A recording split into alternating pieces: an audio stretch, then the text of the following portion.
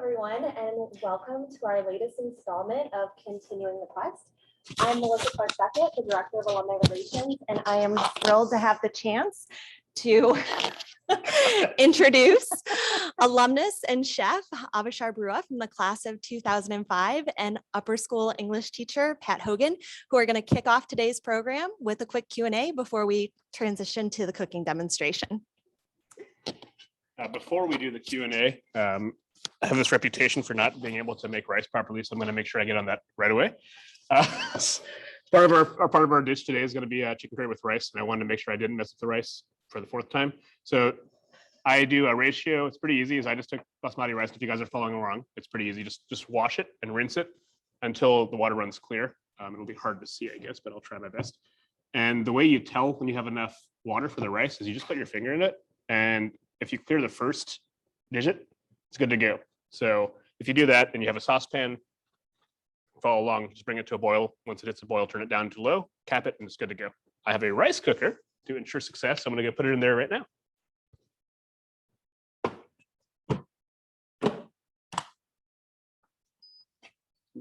I highly recommend a rice cooker too, so you don't make mistakes on national television. It's a big deal. All right.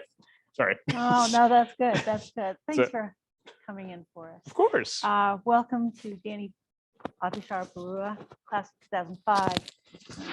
I think as I did my research, I call him a bit of a Renaissance man. He was tennis, football, cross country, twice made it to the Junior Olympics, and fencing, break dancing, and Stefan Fahrenkopf's Tater Tots of Love. Got to witness the great snake escape from Joel Davis. That's famous. The first one. Right. Worked with Sean Cullinan and Christy Benning at Faith Mission. And now we have our own top chef. Leading up to becoming top chef, what were the wildest expectations that you couldn't imagine? In other words, what did you not expect? Being able to make it cooking professionally, I think is a very, it never was like a plan of mine. It just kind of happened after college, and I felt that I had a plan in mind. I was going to go and study medicine. Yep. And when I saw that that was not what I was going to do, I had no idea what my backup was going to be. And I just kind of went through a different process, took a complete pivot, and started all over again. And I never thought that I would be able to do something that I enjoy and actually get paid for it. So it was cool to be able to do that. One of the stories I loved was when you were at the bar on the restaurant on Clinton Avenue, and you were down to your last Benjamin Franklin, I think, something like that. Yeah, absolutely. And you were eating a meal, and you asked to meet the chef. What prompted you to be asking to do that? Oh, so actually, I didn't directly ask to meet the chef, but I was just curious to see the kitchen because I wanted to see what like a Michelin star kitchen looks like. And I'd heard a lot about it, and I'd seen him on like Iron Chef America. So I had been talking to the bar manager at the time, Jafrul, and he was actually Bengali as well. So I was surprised because it's curious to find a bar manager that's Bengali because it's a Muslim country, so it's not alcohol isn't common. So I was like, oh, how did you end up here? And he's like, oh no, I moved to the country and I've been here since day one. And we kind of got into a conversation. By the end of the meal, he's like, oh, let's go look at the kitchen. Let's go see, take a tour. I see that you're in the industry. At the time I was working at Mission Chinese-ish because it had been shut down. But they heard it, so they wanted to give me kind of like a rundown of what was going on. But that led to the next step, which was? It was doing a stage there. So basically like a trail where you work for free to kind of learn the ropes and see how it works. And there was no availability for a job is what they told me. They just said, you're going to do this. And I was like, I've paid rent for the month, so I've got to be here for a month anyway. So why not do it?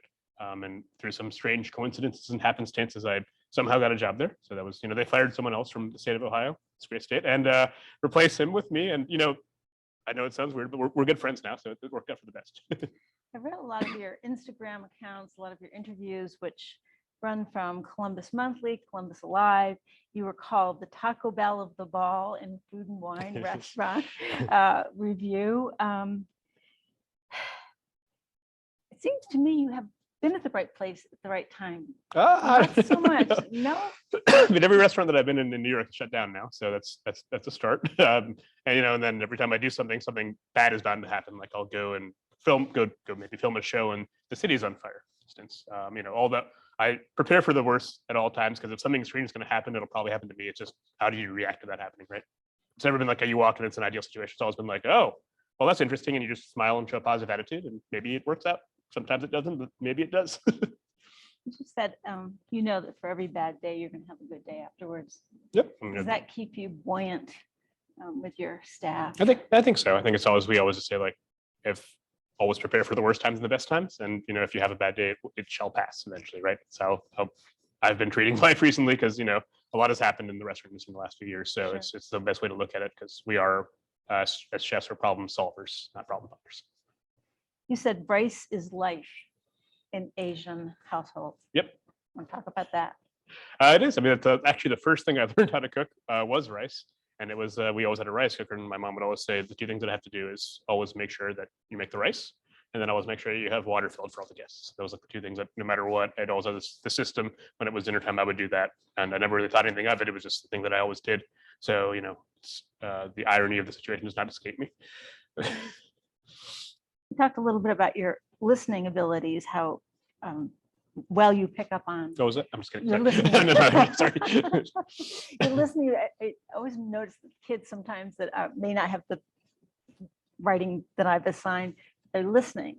The strongest listening skills in so many students is such a strength, and you had to have had it. You had to have had it. 6,000 hours of prep, and am I right on that? Yeah, 6,000 for the degree, 6,000 hours on the job. So a lot of work for sure. I hope my mom is listening, because she thinks that I can't hear anything. She used to threaten me with like taking the earwax out of my ears and these strange devices, because she's like, "Well, you never listen to me when I talk." So I'm glad you feel differently. You speak so lovingly of your mother and her apple chutney, and you said if you ever turned your back on your mother when she was cooking, she'd throw in 3 spices. Always, You wouldn't know yes, what it was. that's what I'm going to do today too, actually. So I'm sorry the recipe's wrong. My mom got her hands on the spices and had a few things. I'm just kidding. Don't take me seriously. I'm very bad at being serious these days. Oh my gosh. Oh, good.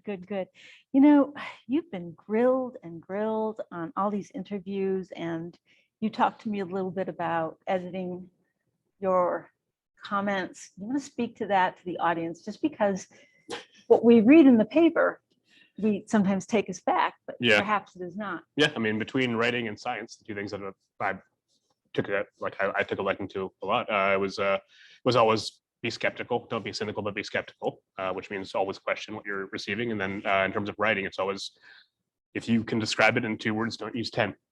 And Amen. I mean, also, if you want to apply it to common trends, if you see videos now, they do like reels and TikTok, and it's like 15 to 30 seconds of video, right, instead of 20 minutes. So they're seeing the value to it. So I think this is the same always stands for writing, is our attention spans are so short, but there's so much information that I think it's important to condense it down and throw away what you don't need. Same with cooking. Like when you start cooking, you throw everything in there. You're like, oh, I need this, I need that, I need that. How do I show this is going to be good? But as you get more and more mature, you go, let me focus on these 2 flavors. And if you have confidence, you say, I can just serve these 2 flavors on a plate, and I know it's going to be good. It's the same editing. You can help me with the name Jupe, D-J-U. No, Kate. Yeah, Kate Jupe. Jupe, yeah. She was about to leave the industry, and she said that if it weren't for you, she would leave a very, can be a toxic environment, and that I'm happy she was able to lie on behalf of me.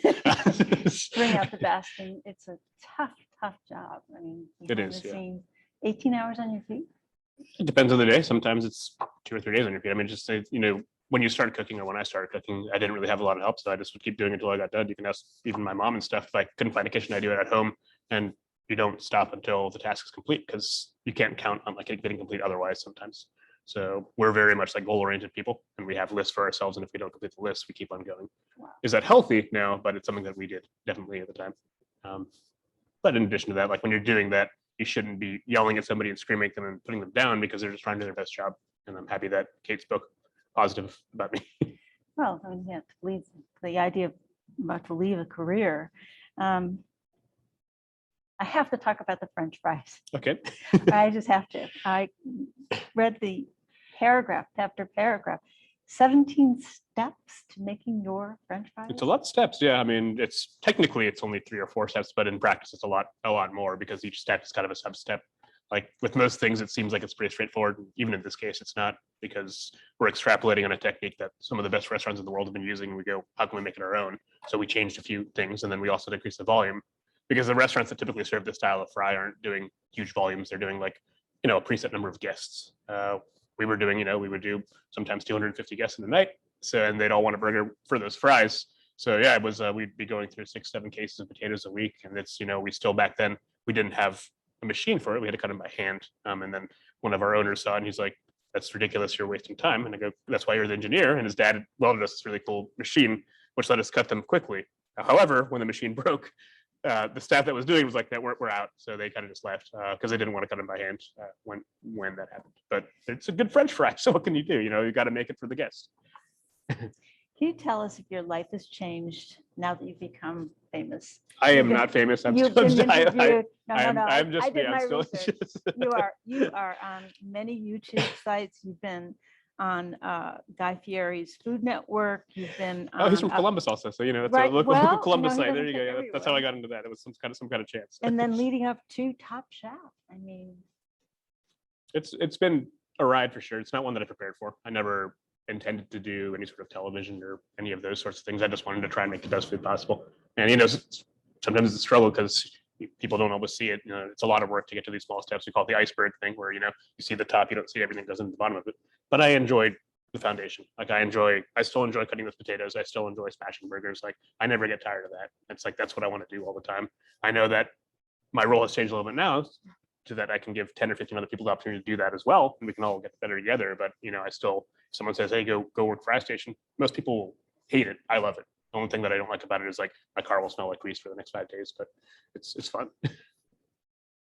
you're going through renovations now at Midwestern Spirits. Yep. So we got a pretty sizable request of guests that wanted to come to the restaurant for some reason. I don't know why. So we have to kind of expand a little bit to accommodate it. So we're trying to find the best way to make sure everyone has a good experience. Because again, like just because I did something on TV doesn't mean that we cheat our guests. We always have to think about the guests and how to make their experience better. Our goal is always to do the best that we can, never any worse.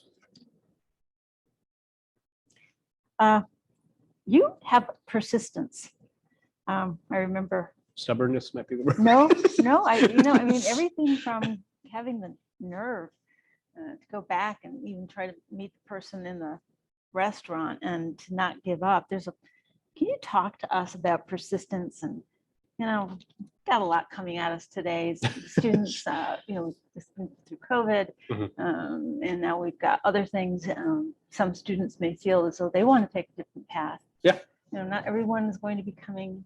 Well, I encourage you it. were supposed to become. Yeah, I mean, and again, I didn't even know what I was supposed to become either. So the key was when my original plan, which wasn't a plan, it was kind of just a set pathway, happened. I had to make a decision on what I was going to do, and when I did it, it didn't seem like the right decision. It wasn't like there was one day that I was like, "Aha, I've nailed it." It wasn't like I'm going to be on Top Chef in a few years or I'm going to run a restaurant. It was just like I like what I'm doing, and I want to devote a lot of time and energy to it, and that's why I did it. Like it was quite a change because I went to the Ohio State University and then I went to Columbus State afterwards. I went to both, and I learned something at both. Like I learned a lot about the one thing I learned a lot in college was whatever I put in is what I got out. There was nothing was ever fed to you. It's not like the school at that point. Like if you go to the best university in the world and you don't pay attention, what's the point? Right. So it's definitely driven on your on what you want and what you want to get out of it. And there's many pathways to get there for sure. It'd also be great for our community to know that you were accepted to the Culinary Institute of the Arts. Culinary Institute of America in Hyde Park. At Hyde Park, and you chose Columbus State. I did, and it was for me. It was this is what it was. The difference was it was a lot of hands-on work as opposed to a lot of class time, and I wanted to see. I figured that if I cooked in a restaurant for 3 years, I got a degree out of it at the same time. By the end of the 3 years, I would know if I wanted to be in a restaurant because it was like it's like a long time trial or an internship, and once I stepped in, I was hooked. It was like I couldn't imagine doing anything else. You do a lot of talking about chemistry and volume and some stuff I don't understand.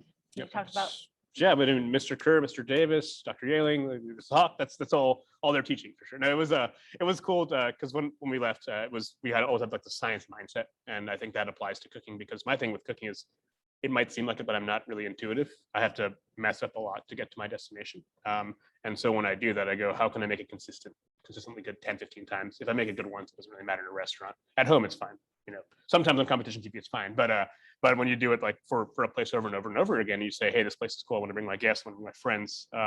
It's one of those things where you go, okay, how can I nail this down? And it's always about writing a procedure. A recipe is basically a procedure, right? And you have your ingredients and you follow it and you do it as close as you can to what it is, and then you'll get the consistent result. I think that's based on it. Speaking of procedure, we're going to take a very short break while Avishar goes to. Yeah, we can cook and talk at the same time. Teachers cooking. Multitasking. Thank you. Awesome. So we're gonna cook and talk at the same time because there's a lot of questions. So I want to make sure I can answer them, but also teach you guys a few things. So number one is we're gonna make my mom's chicken curry with rice, and we have a vegetarian version available as well. I'm gonna make them both simultaneously. So I'm gonna make chicken curry with cauliflower and eggs. But if you are vegetarian, you could omit the chicken, and it's its own dish called cauliflower masala. So best of both worlds. Number one is we're gonna get started with a procedure. So we're talking about chemistry.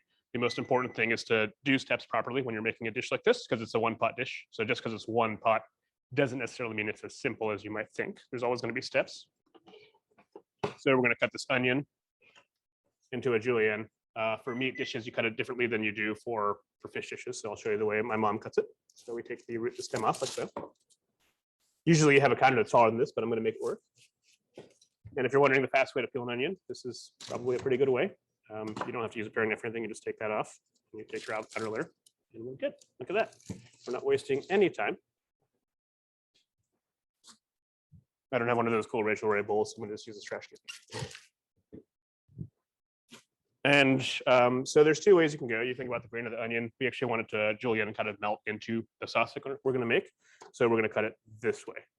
So you want to cut it as fine as possible, kind of across, so like so. I'll do it slowly so I don't accidentally cut my fingers off. And this radial cut is the base of kind of all of our Bengali flavors. You will find this sort of thing going on in almost every recipe. So learn how to cut onions, and it's a useful skill. Luckily, we don't have to dice or cube it. I'm really bad at squares, but I'm good at weird, uneven shapes, and that's what I'm going to show you. And so this is done now. And we're going to start the dish. But this dish overall is not going to take more than like a half an hour, honestly, to make all in. So we have our induction burner. We have it heated up. And we have oil. So we're going to start with oil. I'm going to use some science here as well. Let that oil come close to smoking point. Let it get hot. And we'll start with our whole spices. So we're going to add spices in various times. You do have the recipe. So if you follow the recipe, I can point it out to you, but it's all in there. Cinnamon, bay leaf, green cardamom, clove, black peppercorn. You're actually going to bloom this in the oil first. And what this will do is it'll kind of give you like a base note of flavor. So we'll drop that in. And when you cook, again, this is kind of cool as you use all your senses. So there's no like, do it for 1 minute. Just watch these spices. And when you see like a sizzle and you see the cinnamon kind of unfurling and the clove starting to pop, then you're ready to add your onions. And again, in a lot of these recipes, we're not adding any additional water. We're not adding any flour. So this is actually gluten-free. And the juices are going to come from the meat. So we don't have to use any stock. We're just going to use what we have on hand. The only thing that I forgot to get, but I'm going to get is some hot water or just a cup of water. Because as we cook, I can get this one. As we cook, I think it'll reach up this way. As we cook, it's going to actually help us deglaze the pan and not cool down the temperature too much. And here we go. Oh, all right. Your time starts now, right? Yeah, here we go. Okay, so I've done this enough times that I know that now we're good to go. So we got a little sizzle over here. Starting to smell nice. How does it smell? Okay? I'm smelling it. Okay. We're going to drop all these onions in now. May I ask you a question from Of one of our course. viewers? Okay. Enjoyed watching you on Top Chef. What was your most enjoyable experience? My most enjoyable experience actually was meeting the rest of the cast. Like we actually genuinely got along with chefs. And I'm from Columbus, so I don't really go out to other states and meet people. So it was a great networking opportunity. Honestly, everyone was very, very kind, and they had a lot of really useful advice. And again, it was really cool to learn from everybody while I was doing competition. Speaking of learning, always add salt to your onions. It'll help extract the moisture. So That was quick. that was like quick. A mom, right? Yeah, just like, oh, exactly. You don't have to necessarily like drop it off your elbow like the popular TV stuff shows you. But we're just going to sweat this down at the same time. But I also, it wasn't so bad, winning $10,000 doing a Columbus, Ohio based dish representing the state. That was kind of cool for the Talenti ice cream challenge. I thought that was pretty cool. And also incorporating kind of all the techniques that I had in a new way. And the ice cream. Yeah, and the ice cream. Can we ask you to brag? What's that? Can we ask you to brag about that? What do you want me to? I mean, I think I just did. I think it was it. It was cool. Yeah, that was. I didn't think I'd win anything, honestly. I've never been like a winner. I've always just like lost stuff all the time. So I was surprised that I did not go home in the beginning, and then after that, I was like, whoa, I can actually, wow, I can win something. It's crazy. I actually have some idea of what I'm doing. So we're going to turn this down and let it keep going. We're not browning this. We're just getting it translucent. And while that's going on, I'm going to show you a very useful skill. And this is how to break down a chicken. You should always get chicken whole, and you should always break down your own chicken because you get more parts out of it. I'm going to do a common cut. It's going to be a 6-piece bone-in cut. The way we're going to do that is pretty straightforward. We take our bird, like so, and you look at the wing, and I can almost see this looking at you guys. So that you just use gravity as your friend, pull it down, and the joint will release. Look at that. We have a wing, just like that. Do the other side. One more time, use gravity. Crack the joint. And sorry, vegetarians, this is part of the process. Don't forget about these. You can use these for all kinds of cool stuff. I'm not going to use them today, but these are the giblets, so you can use the livers and the hearts and stuff for those. So we're taking that off. We're going to take the leg off next. Just go through the skin again. Just use gravity. Let gravity do the work. Your knife's going to do very little.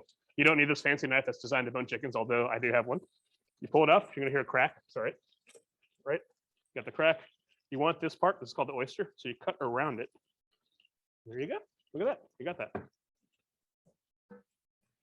We're going to do it with the other one. I think I actually tripped the circuit over there, so I might have to reset that. We'll go around one more time, like so. Crack the joint. Crack. Crack, yep. And then you just cut. And you're just going to follow the line too. If you want to break this out even further, there's a little line there. Just follow the sinew. We're just going to push down on that and cut through. And then one more time. Like again, we have this, you'll see this little like fat striation. If you're doing this right, you really shouldn't be hitting any bone at all. It's going to be pretty straightforward. And now that I've said that, I'm going to mess it up, but there it is. So we're through. So then we have our carcass here. So we're left with basically the bottom bone here and then the breast. So the way that I'm going to do it is I'm going to kind of keep it bone on because I like it bone on. So I'm going to use a different knife. This one is good for going through bones. Put it down. And you just cut this off like so. You'll find again these two joints here, go through there like that, and then through here again you find like the kind of cartilage, and you go through it. And look at that. Now we have our chicken. Throw that over there. We have our drums. We have our thighs. We have our wings. And for this, so there's two ways we can do this. If you want to take it off the bone, you can just slide down. I guess I can show you with one since it's for demo anyway. But you would just go over here, go straight down.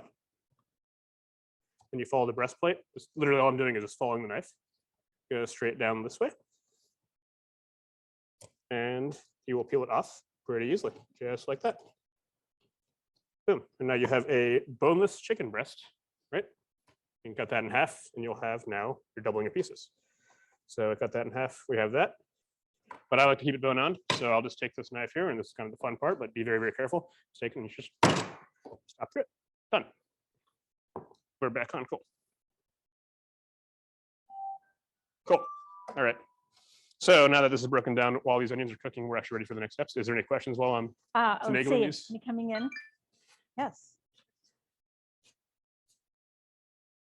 Cool. We're cooking still. Avishar, Yes. how have the rise of delivery apps, Grubhub, DoorDash, and so forth changed how you approach your menu and or job, especially in the high-end restaurant industry?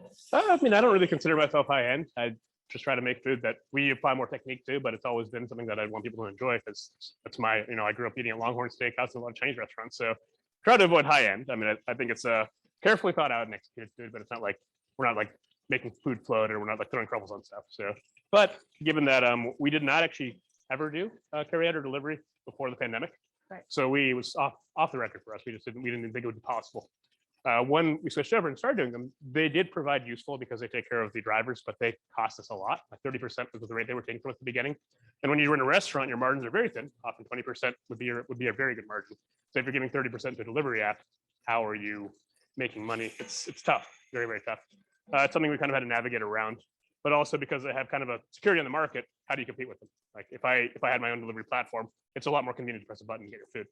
Right. So the solution is you have to adapt, I guess. So we tried to find more thoughtful food that we can say, hey, maybe we can make our margins back doing this and hope that we weren't, trying to exploit the guests or anything like that. So this is how softened. It'll look like this, more or less, like translucent. And once it's translucent, we're going to add this, just ginger and garlic paste.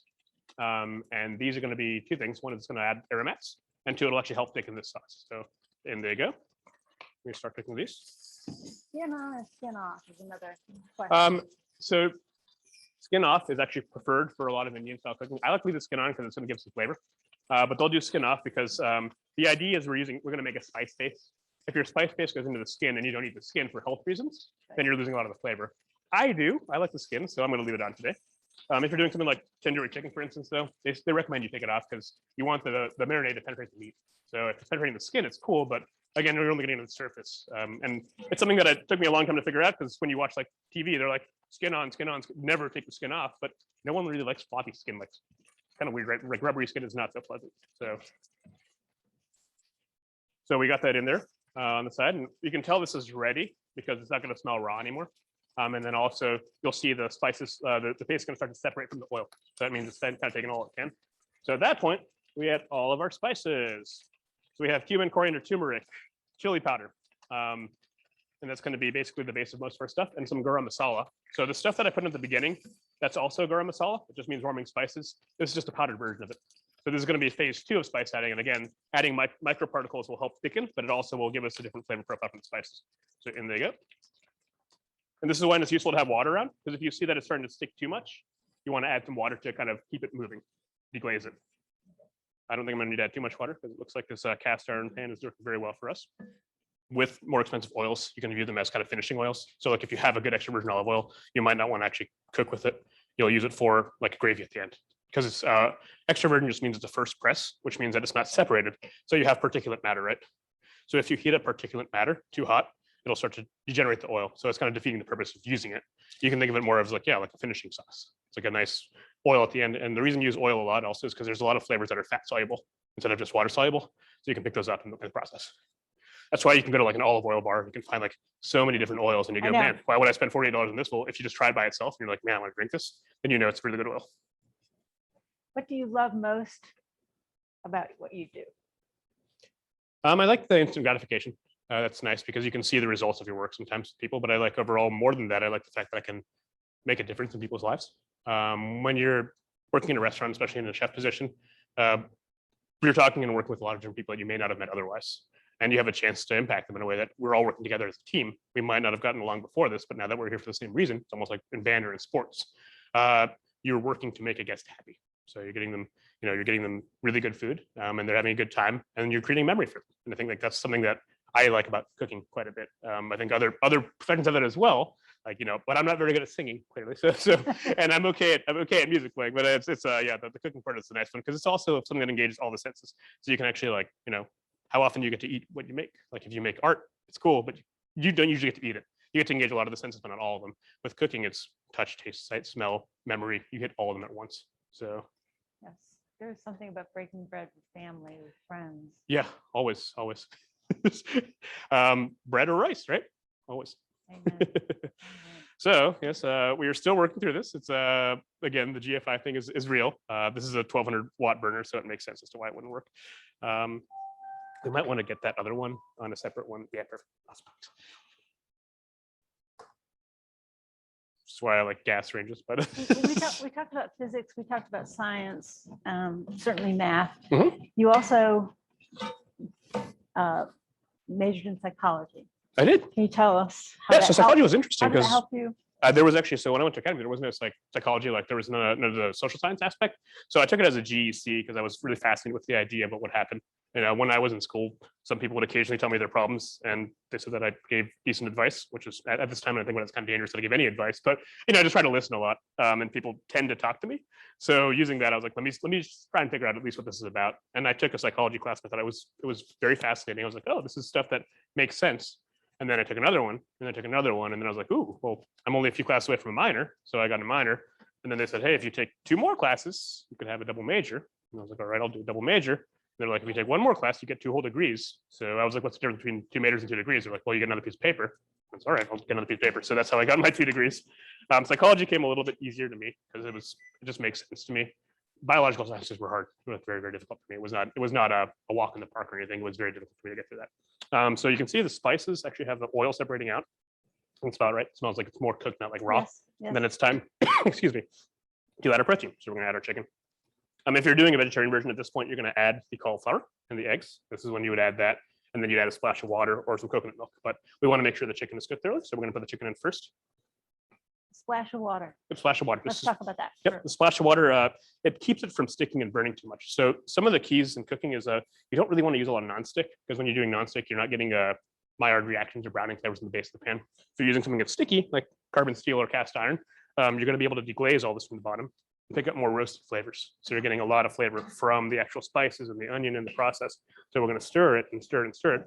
And we're not going to add any water. Like you would say, oh, in a traditional braise, you're going to add water at this point. But I kind of want the juices of the chicken to be the key of the show. A lot of mistakes people make when they're doing pot roast is like, oh, they cover it with water.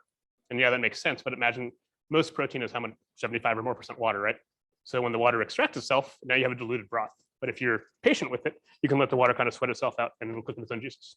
And I'm going to go back to the fried French fries. Yeah, sure. I'm intrigued. Yeah, sure. Because you talked about the water content in a potato. Yeah. And that your 17 steps, or as you say, 4. Yeah, You say it's- 4. I counted 17. Yeah. That makes a difference. It does. With the French fries, it's a huge thing. Is it depends on what your perfect French fry is, right? So ours is the one that we like, and it's very nostalgic. You say, what is your favorite burger? Some people like diner burgers that are smash patties. Some people like big steakhouse burgers. There's no wrong answer. You just want to do the best version of what you like, right? And part of restaurants is our chance to express ourselves.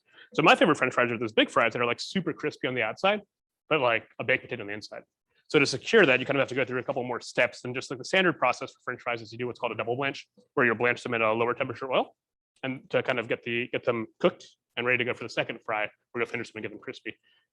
We do a 3-step. We add 2 more steps basically. We fry it twice, but we also cook it into a special oven called a combi oven. So it allows us to control the temperature of the steam in the water. And we cook it in a basic solution with potato starch, so it gets more sugars. Because what you're doing when you're frying, right, is you're just creating a crispy outside there. Like you've painted before, right? You're like building a coat, and then you paint over the coat, then you paint over the coat. That's what we're doing with the French fries. So we want to cook them all the way through on the inside, so they're like perfectly soft. So we use a baking soda to kind of do that and create more texture on the outside. Then we fry over that and over that and over that. Then we freeze it. And the freezing is a key step. And this is something this is why when you go buy like Ore-Ida potatoes or anything like that from the freezer section, why they come out so crispy is because when you freeze thaw something, like you've had freezer burn before, right? Mhm. You've frozen a fruit and you forgot about it. It gets all like watery. That is just ice crystals breaking into the surface of it. So you're creating more surface area to brown. And the more surface area you have to brown, the darker your fries, the better they are. So they're crunchy on the outside. And this is why you have to cut them by 3/4 by 3/4, because otherwise they're just going to be like a crunch steak, which is good, but it's not what we're looking for.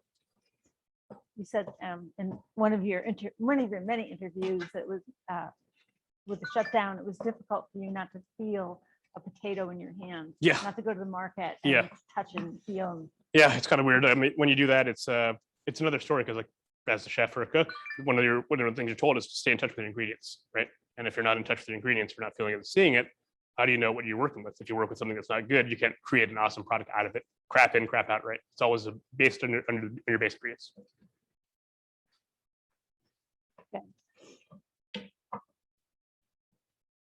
All right, so at this point on the side, we've got this, the kind of the rawness of the outside of the chicken has gone away. So that's our sign to turn the heat down. And we're going to put a lid on it and let the water kind of come out. And if we see it starting to stick and burn, then we add water. But if not, we just keep it this way. Tap it. This person said, I noticed the chicken was added at the same time. It's not needed to cook dark meat first before adding the white meat to allow more time in the dark.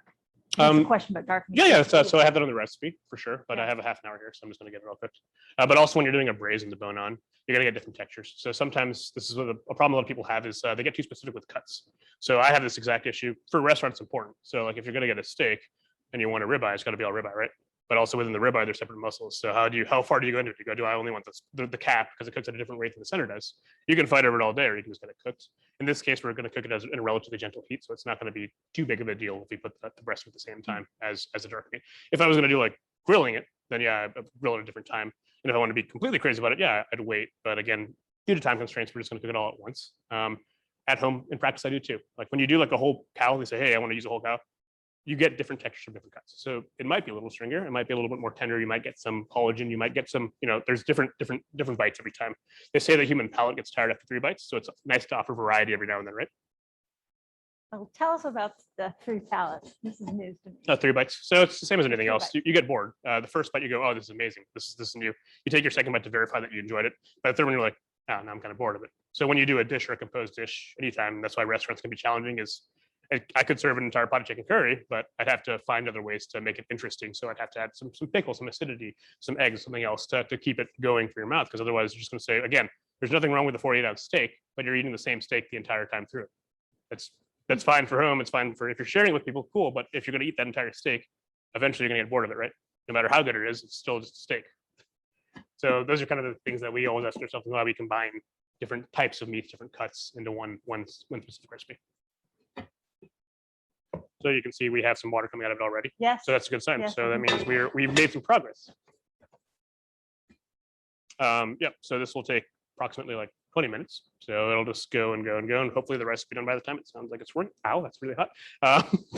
By the time this gets halfway done, actually, and again, we're gonna do a little bit different. Is once the chicken is cooked through, because it's gonna do 2 things. First, it'll cook through, and then it will tenderize even more. So we're not just cooking it to cook it to have it done, because then that'd be like, yeah, the breast can cook at 140, and the dark meat can cook at 170, right?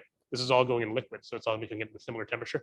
So these will take some time to break down, but this will take longer for it to break down. So we add in phases, right? Why the cauliflower? Cauliflower.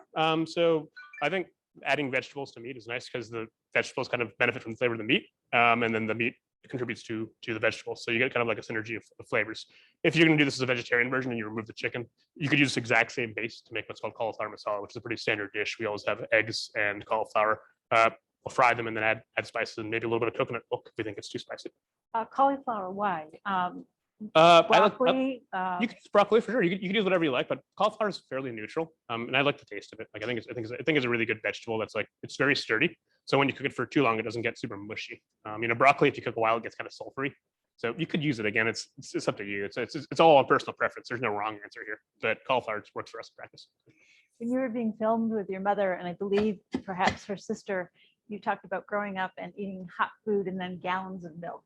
That was actually my friends. That was that. I always liked spicy food, so I never had the problem with gallons of milk. But some of my classmates, academy classmates, they'd always come over, and my parents would always try and order pizza because they're like, hey, people like pizza, but they'd always come and eat my mom's food, and they liked the spice so much so that they're like 2 a.m, they get up, go back downstairs, and go for a round in the fridge, cold chicken curry. And I was like, yeah, this is kind of crazy. Okay. We have another question here. Sure. What kinds of sides would you serve with this dish? Any drink pairings? Okay. So, a traditional drink pairing, a really good one with this one is water. But you could do, if you're going to go with like a wine or beer pairing, I tend to go not with anything too hoppy on beers. I always go on the lighter side with beers. With wines, I like a minerally white, something that could be traditionally sweet, but not like if you do a dry Riesling, they go very well with the style of food because you're getting notes. And I prefer complementing pairings. Some people prefer contrast. If you're going contrast, you can go sweet because it's the obvious decision to say, oh, well, this is spicy, it's going to go well with sweet, but I don't think it enhances the depth as much in something like this. I think the complexity comes from the spices more so. Is it chicken, white wine, beef, meat, red wine? It depends actually. So the myth used to be fish with white and beef with red. That's ancient news. There's so many good wines out there. I find sometimes when I go and get better pairings, like when I go to a nicer restaurant and they give me the reserve pairings, it's more challenging to have all whites instead of, because the reds, like if you get a bold Bordeaux that's been for a long time, it's going to be good, but it's more challenging to find a white that pairs well with that, or like a sake, for instance. So I encourage people to explore more and not listen to convention, because there was a time when people said, don't put cheese on fish. And, there's a lot of cheese on fish these days. So Parmesan goes on all kinds of fish. All the rules of the past are not really, if you think about them a little bit more, they're not universal rules. It's more about your perception, your flavor, what you like. Okay. Once again, what sides? Sides? Person really wants to know what Sure. sides. So traditionally would just eat this with rice, right? Yes. So it would go with rice, and then you could do a side of cauliflower and egg. But I'm going to cook them all together in this place. We have what's called a bartha. So you could take like mashed potatoes, like we have a Bengali mashed potatoes, where you would basically make mashed potato, but you'd add mustard oil, cilantro, and onion, and it adds a different sort of flavor to it instead of adding a bunch of cream and butter to it. In one of your interviews, you said mushroom powder. I've never heard of mushroom. Oh, mushroom powder is great. Yeah, mushroom powder is one of the secrets that I learned about at Mission Chinese in New York. They call it gentleman's MSG because it's like super umami. Like it's a lot of like savory flavor. Like you can just put it in your mouth and it like your mouth starts to water. It's really, really good. There's various brands of it, but it comes in like a foil pouch sort of thing. I would recommend it if you have not tried it to try it, because it adds a lot of meatiness to dishes that otherwise would not have it. It's one of the secret ingredients that we like to use a lot. Can you talk to us a little bit about turmeric? Yeah. There's a book out by a fellow named Dr. Lee who talks about turmeric and black pepper, and how the two combined are really healthy for you. Does that ring a bell? Or It does, yeah. So a lot of this style of cooking, a lot of Bengali Indian cooking is based around Ayurvedic medicine. So the spices came from a place of we eat for health as well as enjoyment. Just like we started eating salted beets because we didn't want to die eating beef. So the baseline of all those is always some sort of value to it.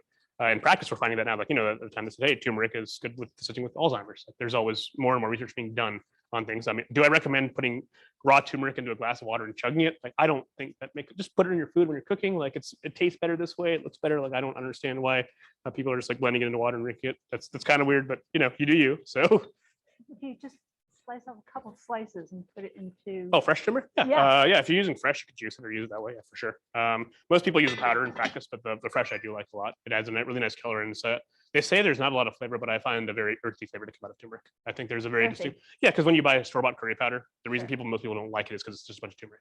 They will unbalance it. If you saw the spice blend for this one, we use less turmeric than cumin, coriander, and chili. We use it just primarily for color, but a little bit of like earthy tones. Big question. This didn't come up. GMO. Where are you with that?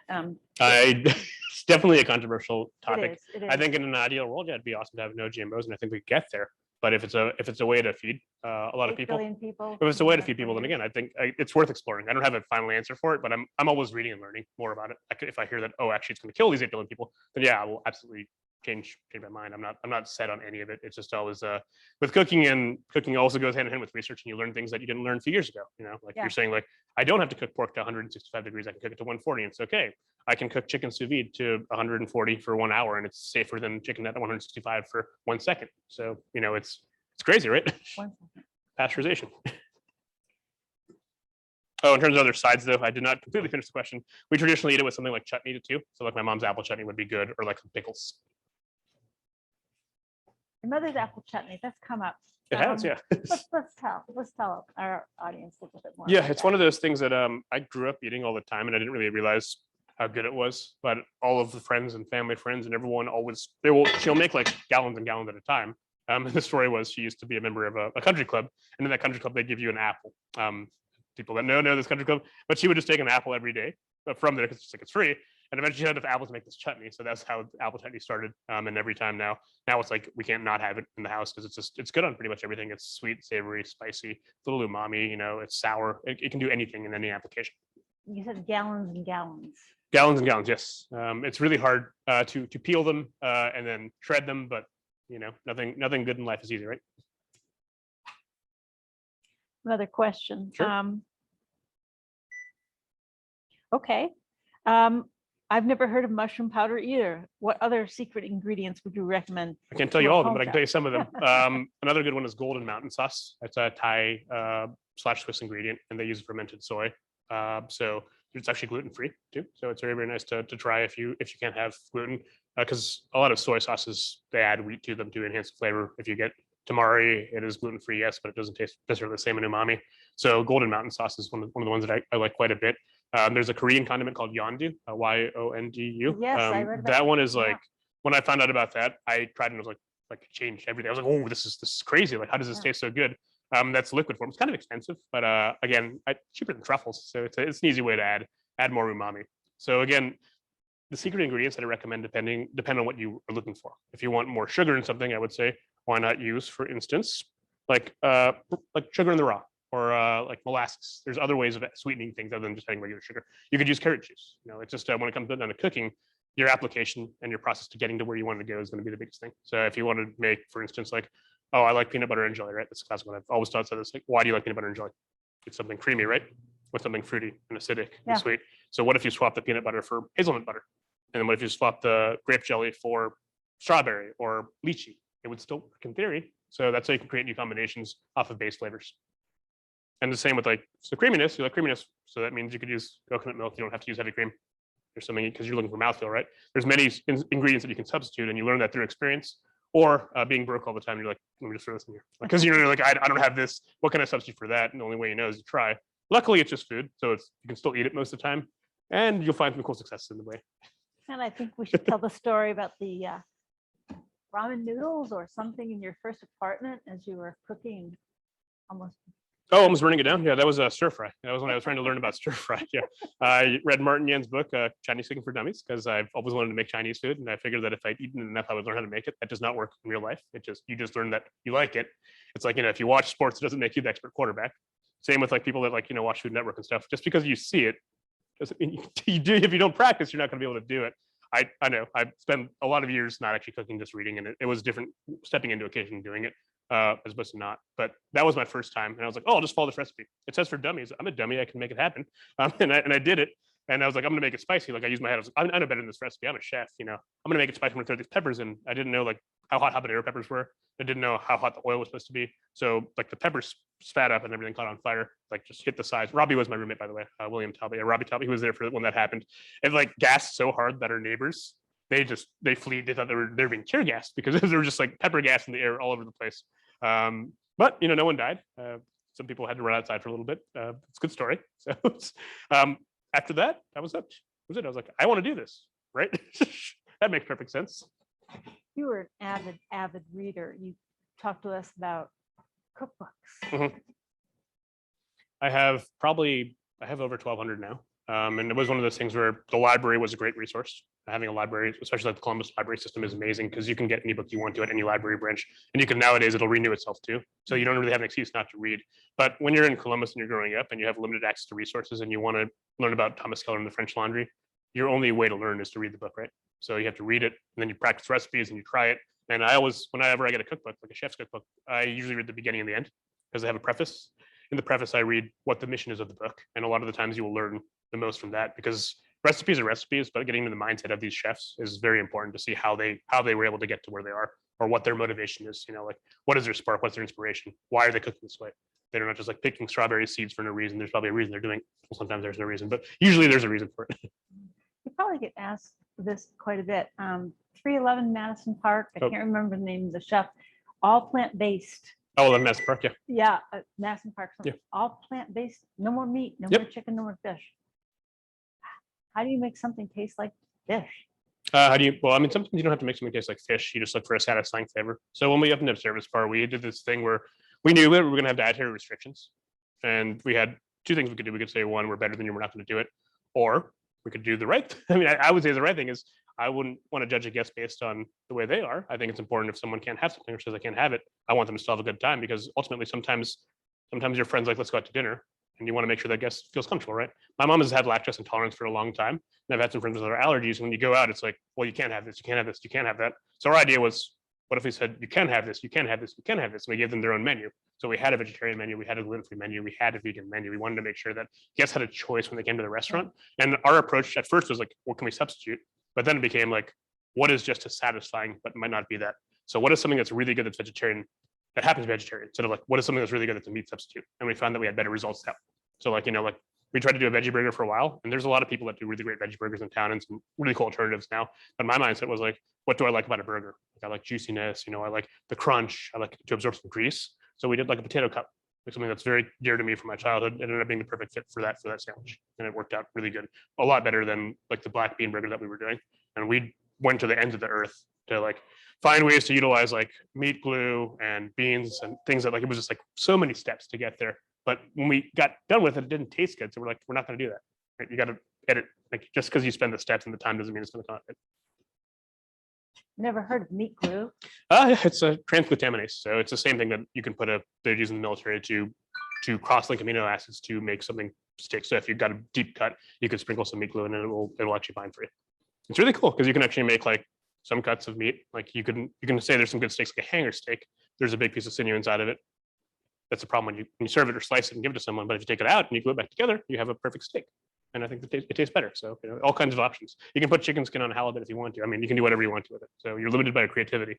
It's completely natural. Could you say that again? You could put halibut fish, very good, but the skin is like a belt. You don't usually want to eat halibut skin. So to get a crispy skin halibut, what if you put a chicken skin on the halibut? It sounds weird, but it's really good. It's right. Like everyone likes crispy chicken skin, so why not put it on a halibut? Okay, we've got another question Sure. coming up here. And you don't have to fidget this much with it. I'm just using an induction burner on a higher heat because we have a time limit. So I just want to make sure it doesn't burn. What would surprise people most about your daily work? How much cleaning is involved?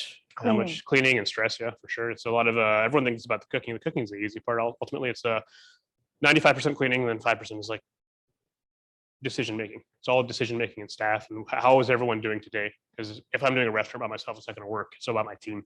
My team's not feeling good. We're not going to do a good job today. That's the rice cooker. Our rice is done. Good job. How do you pick up on the vibe when your team is having an off day? That's a psychology background. you It's go. as simple as you ask the questions, right? If someone comes in, you can't always tell what someone's doing, but if you see an error in work and they're usually doing it a good job, you don't just go, man, this person must suck today. And so you can go, why did that mistake happen? And you can just ask, and you can have an honest conversation and say, hey, this is not something we serve in this restaurant, and you know this, and there's something wrong. And more often than not, there is something wrong. It's not because they suck at what they're doing. It's not because like they're just bad at it. It's because there's something bothering them in their day. And we're human beings in restaurants. We work a lot of hours together. We see each other more than we see our family. Yeah. So it's really important to make sure we're all healthy, because there's a lot of bad habits that you can pick up in restaurants. As you've seen through some like Anthony Bourdain's book or some of the movies, they'll show you some of the vices that we can fall victim to. And it's when you work a lot, mentally you get drained, you start making worse decisions. You don't have the accuracy in your mind because we're deprived of sleep and we're deprived of food. So you just go, what's the easiest way for me to get gratification? And it could be something bad, it could be something good. So it's the self-care thing is important with chefs for sure. I haven't gotten there yet. I'll get there eventually to my own self-care, but so you see also on the side, look how much water's come out of this chicken. It's actually kind of braising in its own juices. It sounds like a competitor question. Sure. Besides service bar, where would you go for a great meal? I actually never eaten a service bar, so I don't even know if it's good. I don't know if you really want to ask me, because I spend a lot of time at like fast food and Taco Bell, because this is the place that I get to go to. I eat a lot at home. When my mom makes dinner, I like to go home and eat there because, like, again, there's nothing quite like it. It's very comforting. Yeah. But in terms of restaurants, I prefer to go to a lot of ethnic restaurants. Like I like Mealy on Cleveland Avenue. Their banh mi is one of the best. I like Wong's Pho. Like every restaurant's got something really cool around town. I like Dabak. I like there's a lot of cool restaurants that you can go to depending on what you want to eat.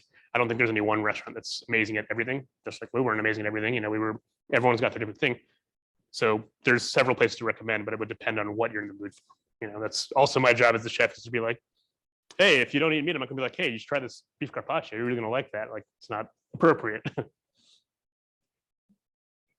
Our lunches had changed at Academy before we had the shutdown. The kitchen was marvelous and adapting.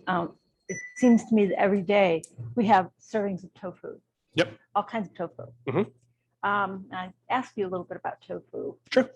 I like tofu. And I like tofu for what it is, but I don't think it's a substitute for everything. So I use tofu, different textures of tofu for different applications. So like if I'm making mapo tofu, of course, when you use tofu. If I'm going to use like something to replace for like a chickeny sort of thing, like if I want to deep fry tofu, then I'll go extra firm. I'll press it out and then we'll brine it and then maybe smoke it. Like you want it to resemble your final product that will determine your base tofu. Sometimes you want it to melt away. And then if you're using silken, you can use it in desserts if you want to make a vegan dessert, or if you want to use it to thicken something, silken is great for that. You can make a mayonnaise with just tofu.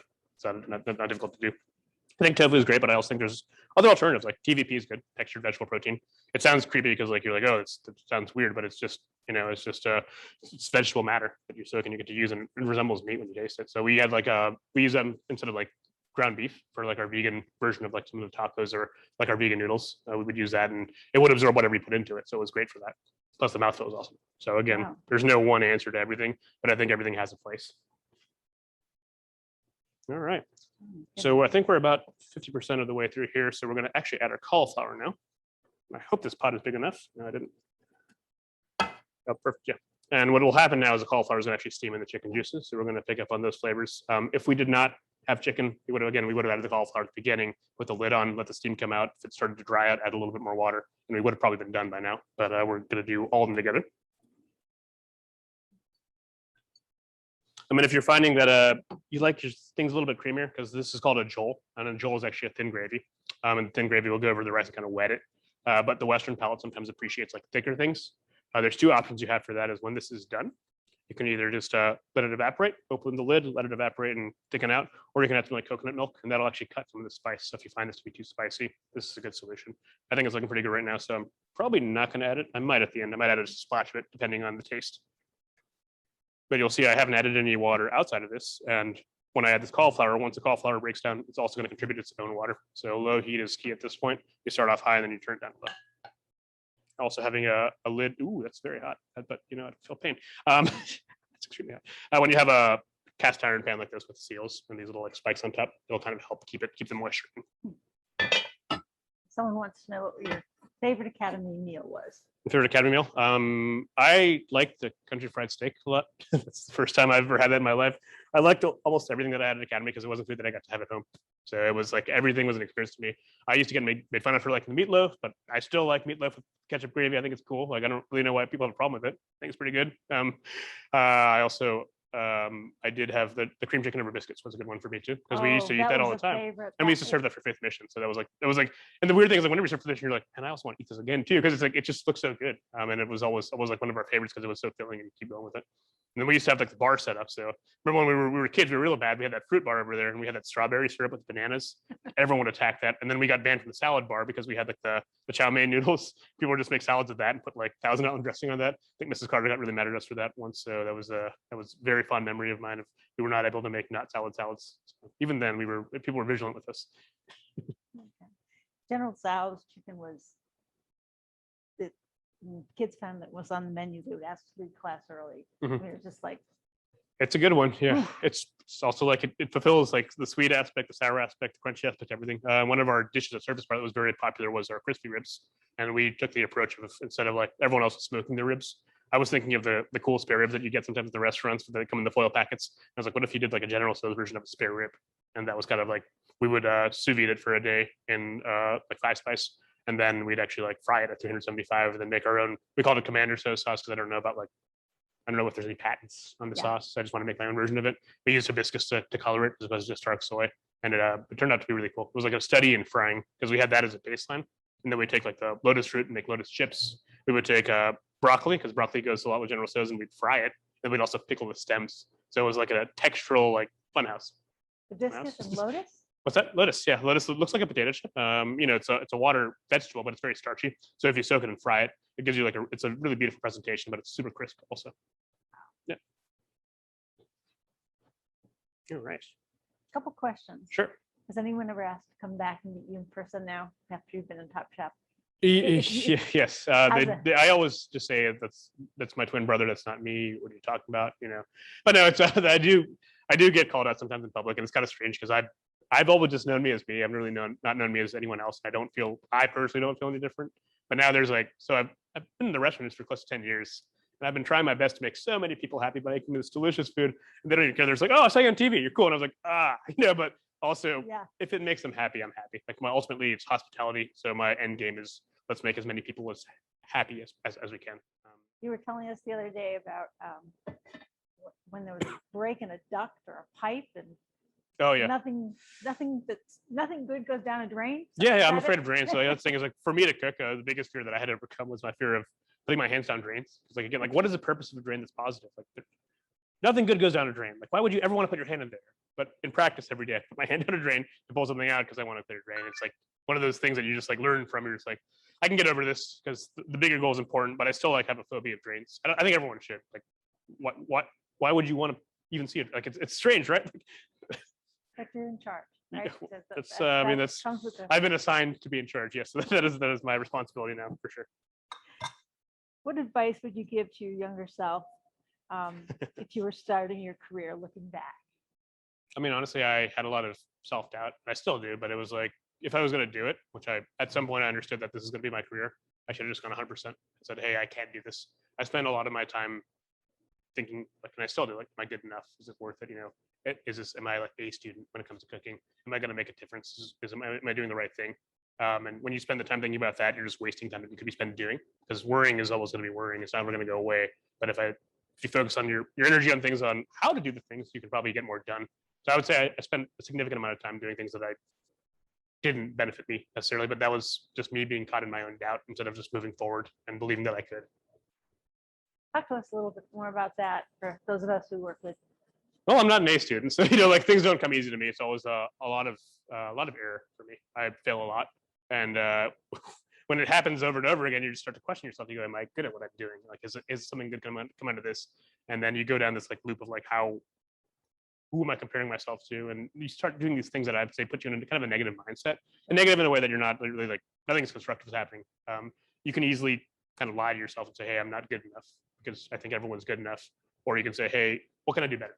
And once that attitude changes, I go like, "Hey, what do I want to go after? And how do I get there?" It got a little bit better, I would say. I think that's a good response. What do I want? How do I go after it? It's not, yeah, nothing is, again, is like, nobody is perfect. It might seem that way sometimes because of the internet and whatnot, but it's a tough life. Like, it's not like an easy life for me every day either, even though I've just been on like TV and stuff like that. That doesn't change anything. I still have to deal with the daily problems. Anything about persistence? I've always not stubborn. Persistent. Yeah. We've been persistent. Well, I remember Mr. Barron had a thing his where it said never, ever, ever, ever, ever give up. And I think I quit football that year, so it was kind of like kind of a weird situation. I did fencing instead, but it stands true. Is I mean, you get to choose when you quit or give up. Persistence is good if you want a goal that you're going towards. If you're in a bad place, I'm not sure you should persist in that situation, right? Yeah. It's always subjective. I don't think there's one answer to everything. But again, all I'm doing is I'm just making food, right? I don't know how I have these answers to all these questions. It's just trying to enjoy what I do. And you see now, we're getting all the stuff broken down and even more moisture is coming out. So we're getting kind of a thicker-ish gravy. And what I would normally do at this point is my mom would do this. She takes some of it out with a spoon, dab it in my hand. It tastes for salt. It's really hot, like temperature-wise, so that burned, but it's okay. Be okay. I think that's very, very good. So I think we got about another like 5 or 6 minutes and it should be done. I think the rice is done. Excuse me. Spice my throat. Look at that. I cooked the rice. It is cooked. It is fluffy. It is perfect. I can cook rice. That's good. I get like PTS every time now. I get like PTS because it's like, is it gonna mess up? Because it's like some stuff in life, when you fear it, it just like happens. So like when you make like classic is if you make a beurre blanc or hollandaise sauce for the first time, it's a butter-based sauce, so the temperature is kind of important. But when you're inexperienced, you do stupid things because you're afraid, like, oh, it's gonna break, and then it senses you doing that and it breaks. And it's a classic example of like, if you have confidence, it won't break. I have confidence as a rice cooker, so. Has a lot about rice in your interviews. Yeah. Oh my goodness. So yeah, I mean that was the kind of like the cooking path has not been an easy one, and also like I went to academy for 13 years. I was a lifer here, and it was a big departure from what I was expected to do. And that wasn't academy; it was family and everything else. They said you're going to go to medical school, you're going to do this, you're going to go do a 4-year program. If you don't get into an Ivy, you're not going to be good. Like that was self-inflicted kind of, and also just like you never really know when you feel good enough. And that was a hard thing for me to break. Honestly, that was one of the most difficult things that I had to deal with because I got into Ohio State, but that was like. When I was going to Ohio State, like that was considered the safety school. Like it was one of those like, why would you go there? And I'm glad I did, honestly. Like it was like, I think everything is a learning moment, and everyone has their own way of finding their own path, and it's never easy. Like, if you think your job is easy and your days are always easy, then I'm not really sure. You might be lying to yourself because like to do big things, it's very, very challenging. But if you support yourself, like if you really believe you can do it, I think anyone can do it. I mean, I ended up on TV somehow. I don't know. I still don't know how. Like it's kind of weird, right? You remember me in your class? I used to write for the newspaper. I used to write restaurant reviews, and I wrote nothing about the restaurant at all. I just made it like a funny thing, and here I am now. Like now, people write reviews about me. I guess. I think it's really healthy for kids to know that it's going to be okay, and just that daily pressure that they put on themselves. Some. Yeah, I mean, pressure has increased a lot too. I was part of pre-internet and post-internet, and I will say like social media and stuff it can be good, but it can also be really bad. Like when you get like a following or something, you just like, what do I do for them? How do I make this? And then you start forgetting about the life around you. And it's really important to take the time to go, is this make me happy? Does this make me happy? Because then it's sustainable growth. And I think like it's always easy to be like, let me reach for this sure thing, but it's always hard to say, hey, let me just take a few steps and make sure that the footing is secure so I don't fall. And I think I have taken the slow path to get to where I'm going. I'm not even close to where I want to be, but I'm working at it every day. Some of the best things I've heard, and this is from a parent a long time ago, no matter what you do, it doesn't matter. You can be a crafts person, you can go into trade, but try to be the best that you can. I think that and learn every day, And right? you've done that. I don't think I've done that yet. No, I'm just making chicken curry for you guys. So, like it's a. But you're still, I think I have a pathway to go for sure. I have a plan in mind, and the cool, I guess, the interesting thing is I didn't have a plan before. It was just kind of like, what am I going to do? I'll never make it work because my alternative was psychology, and I was like, I don't want to be a psychologist because it won't be fun anymore. Like it's a different sort of mindset. No, it was just I really felt like a failure for the longest time. I didn't really feel like anything was awesome or looking my way. Even my parents, like I felt bad for them because in our culture at the time, a lot of it was like, hey, kids are going to Harvard, our kids are going to Yale. What are your kids doing?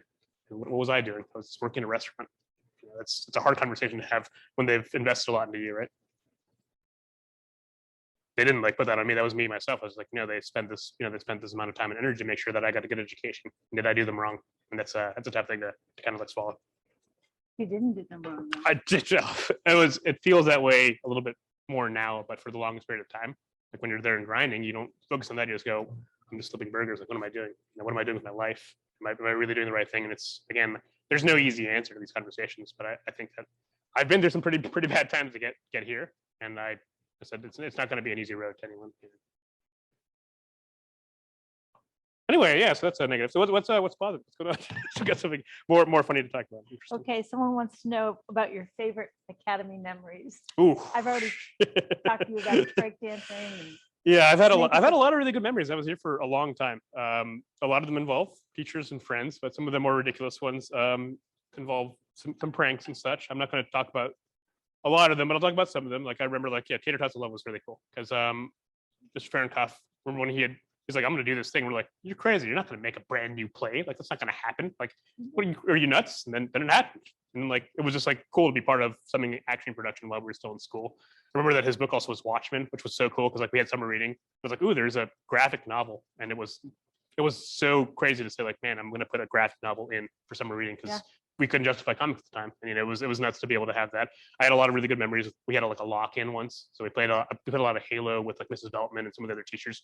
And man, they were more aggressive than we were in the game. It was crazy to see how passionate they got about about games like that and such. So we went through a lot of interesting games. I remember like crying in that bathroom over there. That was it was something stupid, but it was I just remember all those little like when I'm looking around here, I was like, this was not here back then. There was a line up there, and there was up here. We would attack the pasta bar and try and get all the butter noodles that we could get before they were all taken away. There was all those little memories that they come back and like, hey, that was kind of fun. I remember going to China my freshman year. That was really cool. We got to go with Dr. Subasek, and it was like that was one of the experiences that definitely changed my life. My mom came with us too, and I did not want her to come with me because I was still like at the age where I was like, I don't want my mom to be here, but she ended up becoming the VIP because she haggled everything down.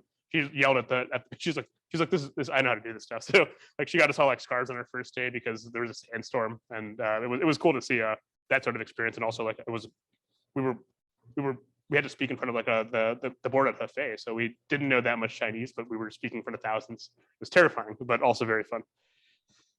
Very important when you cook is to taste everything all the way along the way. Make sure that when you serve it, that no one dislikes it. That's the secret of like everything. Just like photography or editing is never show your first work, only show your best work, right? So we're gonna pray that the stroke turned out okay. I asked you the other day, in your clips, you're eating food a lot, and you said you're so busy that you have to sometimes eat on the job. Yeah. Yeah. Always. I mean, there's never like I don't know where I get this weight from because I haven't really had time to just like eat. When you're working, you rarely get time to stop, and when you do, you eat so fast that you have to remember to take a breath and breathe because we normally cook during the time that people should be eating, right? So we're not eating during standard dinner time. It's very bad for our diet. But we find a way. Sometimes we retract. Like I said, if you wanted to make the ideal chef's table. Like they're talking about like in Food Network, they're like, oh, you open up the fridge and there's all this prime rib and stuff. It's not real chef's life. You open up my fridge, there's no food in there. There's condiments. I have mayonnaise, I've got ketchup, I've got 5 sauces from restaurants, but nothing to actually eat. If you gave me instead of a table, if you gave me like a trash can, I can always eat over trash can because that's what you do in restaurants all the time. They just try to scarf food out of your mouth. It's a very restaurant thing. Do you want to try this? Sure. Thank you. Sure. Just take that spoon and I'll discard when it's done. No problem. Wow. Many flavors. Yeah, and that came out of just water, right? Nothing else. Water and spices, some garlic, some ginger, some onions. But not offensive. What's that? It's not offensive. Yeah, it's always like, that's the thing is a lot of people think that like when you do spices, they think of like, it's going to be like mind-blowingly spicy, but it's not. It's about balanced spices. There was actually, I learned this thing in history class where there was a time when people were trying to cross across the ocean to get spices, and they ended up in America by accident somehow. So, you know, it was spices have always been one of those things that when I grew up, it was like, what would you use spices for? But now I was like, I can't imagine without cooking without spices because it's just like bland, you know. So I think we're actually done here. So our chicken curry is complete. And if you were making it along with me and you've been following this recipe, you should also be pretty close to being done. A way to test is to we'll take a piece off. Yep, looks like this is talking done. about present and past. Now we have a future question. Sure. What are you most excited about for your future as a chef? Oh, I mean, it's a tough time to It's a hard think. question. It's a tough time to think about the future of the chef right now because a lot of things could change that. Sure. I didn't plan on last year happening, so that set us back and put us in a different direction for sure. But I'm excited at the ability to reach out to more people and be able to share kind of like love of cooking because I think it's a cool way to bridge every gap that I've had in my life. I find that cooking is one of the few things that, like, when you talk to someone about a meal or you share a meal with them, it can solve a lot of problems in life. If I speak Mandarin to a friend, they go, cool, you speak Chinese. If I talk about chao fun and like how I stir fry my noodles, they go, you're cool. Like, like you get this immediate connection. It's very visceral, but it's like a very, like, that's how I think friendships are born. And I feel like it can apply all of my knowledge of science, technology, people, like, can bring all this together to make food happen. And it's like, it's a cool thing. Like, what else would you want to do? Like, it's like you get to make someone happy right there, by using your skills to turn something from raw to cooked. I don't know if there's anything else like that. And also food, water, and shelter. Like, those are the three things we need. Food is one of those. Water is in this food too. So technically it's both there. Shelter, usually eat in a restaurant. So we provide all three, right? They're all necessities. At the end of the day, I think that restaurants or the idea of a place to eat will always be dear to humanity. So it's cool to be part of that process for sure. Yeah, right. Yep. And also it's cool to say, like, hey, this is something that I can share with you. My mom has made this like her entire life and it could be gone, but now she wants to share and she goes, hey, this is a cool recipe. Like, it's not that hard, but it is something that has got years and years and years behind it. So much love and admiration that comes through your responses when you talk about. It's so if I'm not, I'm very good at being fake also. So I can't, like, people are like, hey, can you copy? So I can't do it. Like, the reason that a lot of my stuff is weird, people are like, how do you get these flavor ideas? Is because whenever I try to do something that's already been done, it just doesn't turn out as good. Like, it really does not. Like, when I started cooking, I tried to copy people that were better than me, and it never worked out. But when I went off the grid and was like, oh, let me just try this, it almost turned out better. I don't know why that is, but it's just one of those things. That's taking a risk. I guess so. Yeah, I guess so. And you did take a risk, right? I think so. I think it's still a risk. I think there's still every day is an adventure, but it's cool to be at the point where I can come back to the school and talk about like what I do because I didn't think I could ever do that. I think students could be, encouraged to take some risks. I mean, so you fall flat on your face, pick yourself up.